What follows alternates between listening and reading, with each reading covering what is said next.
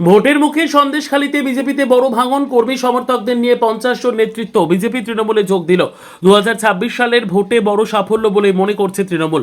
2024 সালে লোকসভার ভোটে এই সন্দেশখালী বিধানসভায় তৃণমূল 8000 ভোটে পিছিয়ে ছিল। এবার 2026 সালের ভোটে রাজনৈতিক অনেক পট পরিবর্তন হয়েছে। তারই মাঝে সন্দেশখালীতে বিজেপিতেই ভাঙন, যা বিধানসভা ভোটে বড় সাফল্য বলে মনে করছে তৃণমূলের নেতৃত্ব। সন্দেশখালীর বিভিন্ন এলাকা থেকে বিজেপির কর্মী সমর্থক এবং নেতৃত্ব যোগ দেয় তৃণমূলে। তৃণমূলে যোগ দিয়ে বিজেপি কর্মী সমর্থকরা বলেন, তৃণমূল সরকারের উন্নয়নে সামিল হতে এবং সন্দেশখালীকে উন্নয়নের স্বার্থে আমরা তৃণমূলে যোগ দিলাম। প্রায় 50-60 জন সমর্থক নিয়ে ধামাখালীতে যারা জয়েনিং করছেন, দিলীপ সর্দার বিখ্যাত মানুষ, কারণ তিনি দীর্ঘদিন ধরে অখিল ভারতীয় আদিবাসী বিকাশ পরিষদের নেজাট থানার ইউনিটের প্রেসিডেন্ট, এবং তিনি আদিবাসী সংগঠনগুলোকে একত্রিত করে সন্দেশখালীর মানুষের, আদিবাসী মানুষের যে উন্নয়নের কথা ভাবতেন, তিনি আজকের এখানে জয়েনিং করছেন। তিনি মনে করছেন যে মমতা বন্দ্যোপাধ্যায়ের হাত ধরে বাংলার উন্নয়ন হবে, আদিবাসী মানুষের উন্নয়ন হবে, সেই লক্ষ্যেই তিনি আজকে জয়েন করছেন।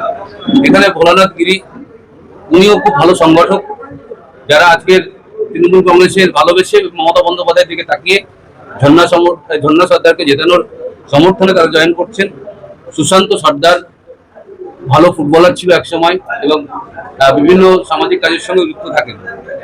বাবলু সর্দার, রাজকুমার মাহাতো, এদের সভ্য সমর্থকদের নিয়ে আজকের মমতা বন্দ্যোপাধ্যায়ের উন্নয়নে সামিল হতে, বাংলার যে উন্নয়ন চলছে, বাংলার প্রতি যে অবিচার চলছে, তার বিরুদ্ধে সোচ্চার হতে তারা আজকের ঝর্ণা সর্দারের সমর্থনে তাকে জেতানোর জন্য এই লড়াইয়ের ময়দানে নেমেছে। এরা নেজাট নেজাট 2 থেকে এসছে। দেখুন, আমরা ইতিমধ্যে 2024-এ যে সমস্যাগুলো হয়েছিল, যারা আন্দোলন করেছিল, সেই মহিলারা তৃণমূলে সরাসরি যোগদান করেছে। বছর খানিকের মধ্যে প্রচুর যোগদান হয়েছে, এবং আজকে দিনে দাঁড়িয়ে বলবো যে এই মাটি তৃণমূলের শক্তিশালী সংগঠন। তারা প্রমাণ করে দেবে যে গত 21-এর নির্বাচনে হচ্ছে ভালো রেজাল্ট হবে। তৃণমূলে কেন জয়েন করছে? তৃণমূলে জয়েন করার কারণ হলো যে আমরা যে সমস্যা ছিল, সেই সমস্যা কিছু কিছু মিটতে চলে যায় অবশ্যই। আর আমরা সাধারণত আদিবাসীদের যে সমস্ত এই সমস্যা ছিল অনেকটা মিটেছে। তো এখন যেটা হলো সেটা হলো যে প্রার্থী দেখছি আমাদের মহিলা প্রার্থী হয়েছে। এই মহিলা প্রার্থী মানে প্রথম থেকে সন্দেশখালী যারা দাঁড়িয়েছে সব ছেলে প্রার্থী। মহিলা প্রার্থীকে প্রিয়রিটি দিয়ে বা মায়ের সম্মান বা সারনা যে আমাদের আদিবাসী মা আছে তাকে সম্মান জানিয়ে আমাদের এই মহিলা মানে প্রার্থী, একে সম্মান জানিয়ে আমরা এই প্রার্থীর পিছনে যাতে জয়ী হয় এবং এটা সন্দেশখালীতে রেকর্ড হয়, সেই জন্য আমরা আদিবাসীদের তরফ থেকে একটা মানে প্রতিজ্ঞাবদ্ধ। সন্দেশখালী আন্দোলনে কি নারী শক্তি যেটা হয়েছিল সেটাকে আমি মান্যতা দিচ্ছেন যে একদম নারী শক্তিকে তৃণমূল প্রার্থী করেছেন, যেটা বললেন? না, সেটা ঠিক আছে, কিন্তু আমাদের আদিবাসী মেয়ে এ পর্যন্ত দাঁড়ায়নি, কোনো দল মানে তাকে কোনোভাবে মানে তাকে মান্যতা দেয়নি। এবারে যাতে এবারে যাতে আমাদের এই প্রার্থী, যেহেতু মমতা ব্যানার্জির প্রার্থী, সেহেতু এই প্রার্থী যাতে এখান থেকে জয়ী হয়, সেই জন্য আমাদের ঘরের মায়েদের সবাইকে আমরা বলবো যে এই প্রার্থীকে সাপোর্ট করতে। তৃণমূলের যে নেতৃত্ব করবে, আপনারা তৃণমূল দলের যে উন্নয়ন, সেই উন্নয়নের সামনে হওয়ার জন্য আপনারা যোগ দিলেন, কিন্তু আপনি বলছেন